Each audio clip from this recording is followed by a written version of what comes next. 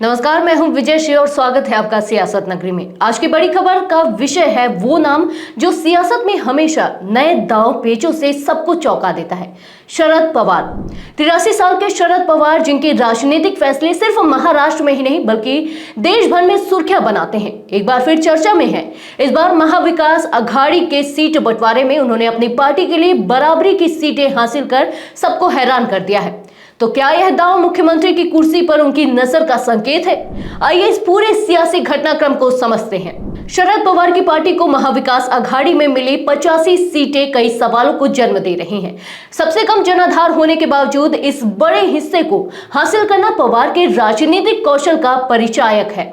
सवाल उठ रहा है कि क्या इसका मतलब यह है कि उनकी नजर अब महाराष्ट्र की मुख्यमंत्री की कुर्सी पर है?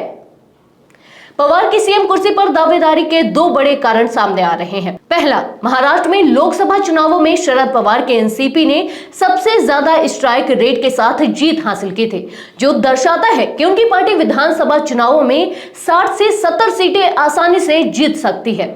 दूसरा, हाल ही में जयंत पाटिल के जरिए पवार ने मुख्यमंत्री पद को लेकर एक संकेत दिया था। ऐसा माना जा रहा है कि 2004 में की गई एक गलती से सीख लेते हुए इस बार वह सीएम कुर्सी का ऐलान चुनाव से पहले नहीं करेंगे। पिछले 30 साल से पवार परिवार ने महाराष्ट्र में मुख्यमंत्री की कुर्सी नहीं संभाली है। यदि उन्हें मौका मिलता है तो यह इतिहास पलट सकता है, लेकिन क्या वह खुद इस कुर्सी पर बैठेंगे या उनकी बेटी सुप्रिया सुले जो सांसद हैं उनके लिए यह पद खुल सकता है?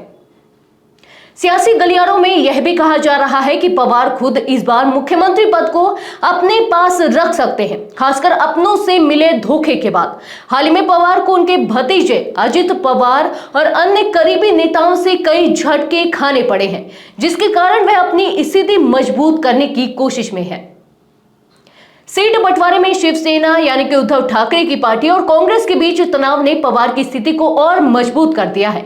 इस तनाव ने पवार को अवसर दिया है कि वह महाविकास अघाड़ी में अपना प्रभुत्व बढ़ा सके।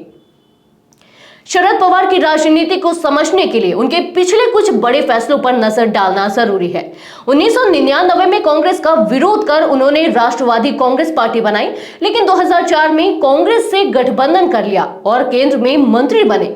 2006 में उन्होंने अपनी बेटी सुप्रिया सुले को राजनीति में लाया और 2010 में अजित पवार को महाराष्ट्र का डिप्टी सीएम बना दिया गया।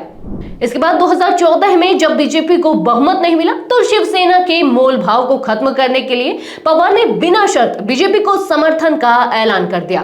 2019 में भी जब बहुमत का सवाल उठा तो पवार ने उद्धव ठाकरे को आगे कर दिया और महाविकास अघाड़ी सरकार का गठन किया। इस तरह शरद पवार का हर कदम उनकी राजनीति की गहरी समझ और अप्रत्याशितता को दर्शाता है। तो दोस्तों, शरद पवार का यह नया दांव क्या रंग लाएगा और क्या महाराष्ट्र के मुख्यमंत्री की कुर्सी उनके करीब है या यह सिर्फ एक रणनीतिक चाल है? आने वाले समय में राजनीति का यह खेल और दिलचस्प होता दिखेगा। बने रहिए सियासत नगरी के साथ, हम लाते रहेंगे आपके लिए हर नई सियासी हलचल की खबर सीधे और साफ। धन्यवाद।